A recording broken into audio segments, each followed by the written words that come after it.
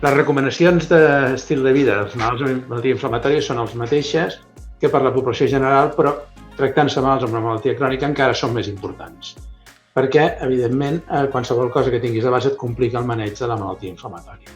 Llavors, les 4 mesures bàsiques són molt ben conegudes i són molt clares. Una és no fumar, evitar el tabac, i això t'allarga la vida de mitja uns 7 anys, que no està malament, a part de millorar la qualitat de vida, evitar l'alcohol al màxim possible, mantenir un pes adequat i mantenir un exercici físic freqüent, estable.